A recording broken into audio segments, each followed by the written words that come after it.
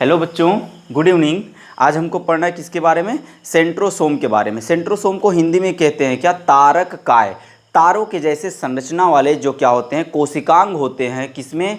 कोशिकाओं के अंदर। उसी को क्या कहा जाता है? तारक काय कहा जाता है। देखिए ये क्या होते हैं, नॉन मेम्ब्रेनस स्ट्रक्चर होता है, या क्या होते हैं, रॉड शेप्ड होते हैं। कैसे होते हैं? रॉड शेप्ड होते हैं। मतलब इसमें क्या होता है, ये क्षणनुमा होते हैं और इसमें झिल्ली नहीं पाई जाती। देखिए, और ये पाए कहाँ, किस सेल में जाते हैं? किस सेल में ये पाए जाते हैं? ये आपके एनिमल सेल में पाए जाते हैं और प्लांट सेल में कंप्लीटली एब्सेंट होते हैं। कुछ प्लांट जैसे आपके क्या हो गए, फ्लैजिलेटेड शैवाल हो गया। शैवाल किसे कहते हैं? काई जिसे आप कहते हैं, ठीक ना। और क्या हो गया, फफूद हो गया जिसे आप फंजाई कहते हैं या फंगी कहते हैं, ठीक ना। जो क्या होता है, अचार वगैरह या ब्रेड वगैरह पर लग जाता है। और क्या होते हैं, ब्रायोफाइट। ब्रायोफाइट क्या होते हैं? छोटे छोटे पौधे होते हैं जो क्या होते हैं, पानी के अंदर पाए जाते हैं। इसको एक्वेटिक होता है ये, ठीक ना, जली होते हैं, ठीक। तो ये बात हो गई किसकी, ये कहाँ पाए जा रहे हैं, ठीक। इनका क्या होता है, किस तरह से ये होते हैं। अब हम बात करते हैं इनका जो नाम है, तारक काय। सेंट्रोसोम जो है, जो आपको किसके स्टार शेप्ड स्ट्रक्चर दिख रहा है सेल के अंदर, उसका नाम किसने दिया? तारक काय या सेंट्रोसोम। नाम देने वाले वैज्ञानिक हैं कौन? T Boveri. कब दिए थे? 1988 में। इस बात को आप याद रखिएगा, ये इम्पॉर्टेंट है, ठीक ना। ये इम्पॉर्टेंट क्या, जो मतलब आपका क्या है, सेंट्रोसोम है ना, यही इम्पॉर्टेंट है, ठीक। क्योंकि अभी हम जब आपको इसका क्या बताएंगे, फंक्शन बताएंगे, तब आप वहाँ क्या करेंगे, इसको देखेंगे कि ये इम्पॉर्टेंट किस लिए है, ठीक ना। अभी थोड़ा सा बता देते हैं। ये इम्पॉर्टेंट इसलिए है कि ये क्या करता है, सेल डिवीज़न में, कोशिका विभाजन में बहुत बड़ी भूमिका निभाता है। इसलिए ये क्या है, इम्पॉर्टेंट है, महत्वपूर्ण है। अभी हम आपको बताएंगे जब क्या पढ़ाएंगे, इसका फंक्शन पढ़ाएंगे तो आपको बताएंगे कि इसमें क्या चीज़ें होती हैं, किस तरह से ये फंक्शन करता है, ठीक ना। तो देखिए आगे चलते हैं और देखिए इसमें जो सेंट्रोसोम होता है, सेंट्रोसोम में क्या होते हैं, सेल्फ रेप्लिकेटिंग की कैपेसिटी होती है। मतलब ये द्विगुणन करते हैं, एक सेंट्रोसोम से दूसरा सेंट्रोसोम ये खुद बना लेते हैं। लेकिन एक बहुत महत्वपूर्ण बात कि इसमें किसी भी प्रकार का डीएनए नहीं पाया जाता। तो आप क्या कर लेंगे, इसको अंडरलाइन कर लेंगे कि क्या होता है, जो सेंट्रोसोम होता है उसके अंदर रेप्लिकेट करने की क्या होती है, कैपेसिटी तो होती है, मगर उसमें किसी भी प्रकार का डीएनए नहीं पाया जाता, ठीक ना। अब देखिए हम चलते हैं क्या, इसके जो क्या होते हैं स्ट्रक्चर, या जो इसकी संरचना होती है, हम संरचना को देखते हैं। देखिए संरचना में हम देखते हैं जो क्या होता है, सेंट्रोसोम होता है। सेंट्रोसोम दो क्या होते हैं, सेंट्रियोल्स के बने होते हैं। ये सेंट्रियोल्स जो होते हैं ये परपेंडिकुलर मैनर में क्या होते हैं, अरेंज होते हैं। परपेंडिकुलर मैनर का मतलब एक दूसरे के सामने, ठीक ना। एक दूसरे के सामने किस तरह से होंगे, ऐसे ऐसे ऐसे और ऐसे, ठीक ना। ये क्या होंगे, right angle to each other. इसको आप क्या कह सकते हैं, right angle to each other. 90 अंश के कोण पे एक दूसरे के सामने क्या होते हैं, ये पाए जाते हैं, ठीक ना। देखिए जो इनका लेंथ होता है, लंबाई की बात करते हैं तो ये कितने होते हैं, 3000 से 5000, 3000 टू 5000 एंगस्ट्रॉम।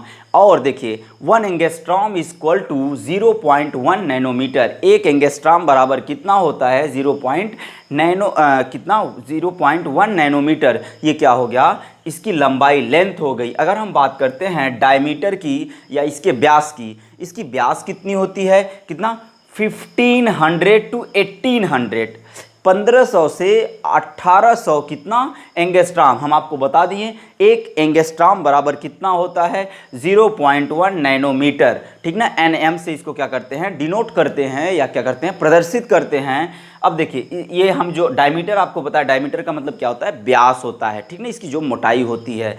देखिए अब देखिए जो आपका, हम आपको बताएं कि जो क्या होता है, सेंट्रोसोम होता है। सेंट्रोसोम में क्या होते हैं, जो सेंट्रियोल होता है वो तीन तीन के पेयर में पाए जाते हैं। कितने के, यहाँ देखिए हम बनाए हैं, तीन तीन के पेयर में पाए जाते हैं। ये होते क्या है, माइक्रोट्यूब्यूल्स होते हैं। हम आपको पढ़ाएं माइक्रोट्यूब्यूल्स कहाँ पाया जाता था, आपको बताए थे जब पिछली वाले प्रीवियस वीडियो में हम आपको बताए हैं कि जो माइक्रोट्यूब्यूल से क्या है, एक प्रकार का साइटोस्केलेटन है, कोशिका कंकाल है, जो क्या करते हैं, कोशिकाओं को, जो उस कोशिकाओं के अंदर रहने वाले क्या होते हैं, बहुत सारे सेल ऑर्गेनेल्स कोशिकांग होते हैं, उनको एक अरेंज में, एक मैनर में क्या करता है, अरेंज करता है, ठीक ना।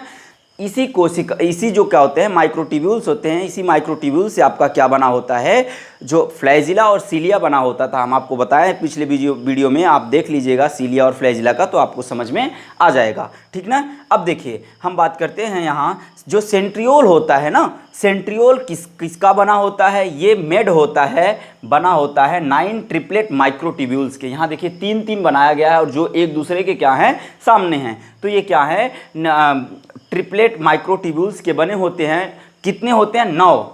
देखिए एक में कितना होगा, पेयरिंग कितनी होगी, 3-3 की। यहाँ देखिए 3-3 की पेयरिंग बनाई गई है और इनका नंबर कितना होता है, जो अरेंज होते हैं 1 2 3 4 5 6 7 8 9 होते हैं, ठीक। और उसमें 9 में और एक, अगर एक पेयर की बात करें तो उसमें कितना होता है, 3 होते हैं। यहाँ देखिए 1 2 3, क्लियर हुआ ये। अब देखिए जो ये 9+0, क्योंकि बीच में इसमें कहीं पर भी सेंटर में क्या होते हैं, कोई भी क्या होता है माइक्रोट्यूब्यूल, सेंट्रल माइक्रोट्यूब्यूल नहीं पाया जाता। लेकिन ये चीज़ें कहाँ पाई जाती थी, 9+2 अरेंजमेंट देखने को मिलता था, किसमें, आपके सीलिया और फ्लैजिला में, पश्चमाभिका और कसाभिका में ये देखने को मिलता था। लेकिन यहाँ पर सिर्फ 9+0, 0 का मतलब बीच में जो सेंटर है उसमें मध्य में एक भी प्रकार का क्या हो रहा है, माइक्रोट्यूब्यूल्स नहीं पाए जा रहे हैं। अब देखिए जो ये क्या होता है, सेंट्रियोल होता है ना, ये सेंट्रियोल किसका बना होता है,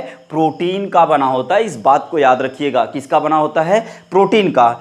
ये जो क्या होते हैं, इसको क्या बोलते हैं, 9 त्रिक तंतु, तंतु का मतलब होता है पतले पतले धागे, ठीक ना। इसको ट्रिपलेट क्या बोलते हैं, माइक्रोट्यूब्यूल्स कहते हैं, ठीक ना। जो क्या होते हैं, प्रोटीन का बना होता है और ये कैसे व्यवस्थित होते हैं, इनका जो व्यवस्था होता है वो कैसा होता है, 9+0। 9 क्या होंगे, आरी आरी, पेरीफेरल पे, परिधि पे, और बीच में कुछ नहीं होगा, इसीलिए 9+0 होते हैं। देखिए जो सेंट्रियोल होता है, अगर जो यहाँ पेयरिंग में है ना 1 2 3, ये जो पेयरिंग में है, अगर एक पेयर को निकाल लेंगे तो इस पेयरिंग को आप कह देंगे क्या, डिप्लोसोम। क्या नाम देते हैं, डिप्लोसोम कहते हैं, ठीक ना। ये क्लियर हो गया। देखिए डिप्लोसोम हो गया। अब हम चलते हैं, आप एक इसका स्क्रीनशॉट ले लीजिए। अब हम चलते हैं इसके फंक्शन के बारे में, इसके फंक्शन को पढ़ेंगे, ठीक। आप इसका एक स्क्रीनशॉट ले लीजिए, तब आगे चलते हैं। आइए अब आगे देखते हैं। देखिए इसमें क्या होता है, ये करते क्या है, देखिए help in the cell division, कोशिका विभाजन में ये क्या करता है, मदद करता है, ठीक ना। अभी हम आपको दिखाते हैं। देखिए कोशिका विभाजन में कैसे मदद करता है, ये आपका क्या है, सेल के अंदर क्या है, ये न्यूक्लियस है, उसके अंदर क्या है, सेंट्रोसोम है। इस सेंट्रोसोम से क्या होते हैं, स्पिंडल, क्या होते हैं, धागे नुमा संरचना निकली होती है, जिसे क्या कहते हैं, स्पिंडल कहते हैं। यही स्पिंडल बाद में क्या होता है, जब मैच्योरेशन आ जाता है, देखिए इस मैच्योरेशन के बाद क्या होते हैं, ये क्या होता है, किनारे पर सिकुड़ने लगता है। ये क्या होगा, बीच से ये इधर जाएगा, ये इधर, ठीक ना। जैसे जैसे ये इधर जाएंगे तो ये जो आपका क्रोमेटिड दिख रहा है ना, ये जाल नुमा संरचना बनाएगी। कैसी संरचना बनाएगी, जाल नुमा संरचना बनाएगी, जिसको क्या नाम देते हैं, क्रोमोसोम। क्रोमोसोम का मतलब क्या होता है, गुणसूत्र। इसमें क्या होते हैं, अनुवांशिक पदार्थ भरे होते हैं, जो क्या करता है, किसी भी माता पिता के लक्षण को क्या करता है, एक संतान से दूसरे संतान में या एक पीढ़ी से दूसरी पीढ़ी में ले जाने का काम करते हैं। उसमें क्या होता है, जीन पाए जाते हैं, जीन को कहते हैं अनुवांशिक पदार्थ, ठीक ना। अब देखिए वो जब हम आपको क्या बताएंगे, हेरिडिटी पढ़ाएंगे, अनुवांशिकता पढ़ाएंगे, तो वहाँ पर बताएंगे, ठीक ना। यहाँ सिर्फ थोड़ा सा समझिए। देखिए ये स्पिंडल क्या होते हैं, मुड़ने लगते हैं और बाद में क्या होते हैं, ये अपने किनारे पर चले जाते हैं, जिसकी वजह से क्या होता है, जो क्रोमेटिड्स आपको दिख रही है, ये क्रोमेटिड्स कैसे हो जाते हैं, ये क्रोमेटिड्स बहुत क्या होते हैं, नेटवर्क लाइक संरचना बनाते हैं, ठीक ना, जाल नुमा संरचना बनाते हैं, जिसे क्या बोलते हैं, क्रोमोसोम कह देते हैं या गुणसूत्र कह देते हैं। तो पता हो गया ये कैसे मदद करता है कोशिका विभाजन में, ठीक। आगे देखिए ये क्या करते हैं, इसको बोलते हैं ऑर्गेनाइजेशन ऑफ माइक्रोट्यूब्यूल। ये क्या करता है, ऑर्गेनाइजेशन करता है, संगठित करता है माइक्रोट्यूब्यूल्स के। माइक्रोट्यूब्यूल्स क्या है, हम आपको कई बार बता चुके हैं। माइक्रोट्यूब्यूल्स को बोलते हैं क्या, कोशिका कंकाल। ये कोशिका में पाए जाने वाले कोशिकांगों को क्या करते हैं, व्यवस्थित करते हैं, ठीक ना। तो इसको क्या बोलते हैं, ये इसको इसीलिए so called microtubules organising centre, ठीक ना। माइक्रोट्यूब्यूल्स ऑर्गेनाइजिंग सेंटर, या इसको बोलते हैं MOC शॉर्ट फॉर्म में होता है। देखिए, और ये क्या करते हैं हम आपको बताएं, ये क्रोमोसोम का जो नंबर होता है उसको मेंटेन करते हैं, उसको नियंत्रित करते हैं, कहीं ज़्यादा या कम ना हो जाए। आपको पता है कि जो ह्यूमंस होते हैं उनमें क्या होता है, 46 नंबर्स ऑफ क्रोमोसोम्स होते हैं। देखिए, क्रोमोसोम्स जो होता है वो नंबर में होता है, लेकिन जो DNA होता है, ये DNA आपके किस में होते हैं, अमाउंट में होते हैं। किस में होते हैं, अमाउंट में होते हैं। जब हम आपको DNA पढ़ाएंगे तो उसमें बताएंगे कि कितने DNA होता है, कितना ग्राम DNA होता है। ये किस में होता है, DNA जो होता है ये ग्राम में होता है, ठीक ना। और जो आपका क्या है, क्रोमोसोम है 46, ये किस में होता है, नंबर में होता है। ठीक, तो ये क्लियर हो गया। अब देखिए, ये क्या करते हैं, कोशिका विभाजन में क्या करते हैं, गुणसूत्रों की संख्या को नियंत्रित करते हैं। देखिए, और दूसरा, और इसका काम क्या है, नेक्स्ट जो इसका फंक्शन है वो ये है कि ये क्या करते हैं, फॉर्मेशन ऑफ क्या होता है, या it form the basal body. Basal body क्या होती है, जिससे क्या होता है, सीलिया और फ्लैजिला निकला होता है। ठीक, ये क्या होते हैं, प्लाज्मा मेम्ब्रेन।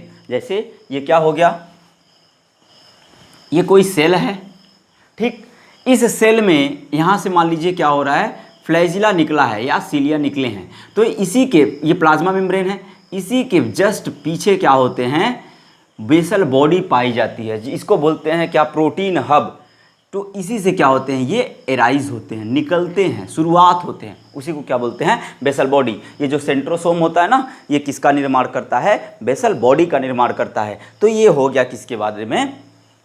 और देखिए, आगे थोड़ा सा देख लेते हैं, एक और है इसमें, ये क्या करता है, मेंटेन करता है किसको, जो कोशिका होती है उसके शेप और साइज को। कहेंगे सर कोशिका के शेप और साइज को कैसे मेंटेन करता है। अरे मेरे भाई, मैंने आपको बताया है कि जो क्या होते हैं, माइक्रोट्यूब्यूल्स होता है, ठीक, एक्टिन फिलामेंट होते हैं, जो फिलामेंट होते हैं, एक्टिन, माइक्रोट्यूब्यूल्स, ठीक ना, ये सब क्या होते हैं, फिलामेंट हैं। ये क्या होते हैं, जाल नुमा संरचना बनाते हैं, किसमें, सेल के अंदर, जिसके द्वारा क्या होता है, जो सेल के अंदर कोशिकांग होते हैं, वो कोशिकांग क्या होते हैं, इसके द्वारा क्या होते हैं, अपने पर्टिकुलर स्पेस पे क्या होते हैं, अरेंज होते हैं, जिसकी वजह से वो क्या होते हैं, इधर उधर नहीं होते। नहीं तो क्या होता, अगर सेल को सीधा करते तो क्या होता है, माइटोकॉन्ड्रिया जो यहाँ से खिसक के यहाँ नीचे चलाता, जो केंद्रक बीच में है, बीच में न रख के कहाँ चलाता, नीचे चलाता। तो इन सबको क्या होता है, जैसे हमारे बॉडी में स्केलेटन पाया जाता है तो हम प्रॉपर, हमको शेप और साइज मिली है,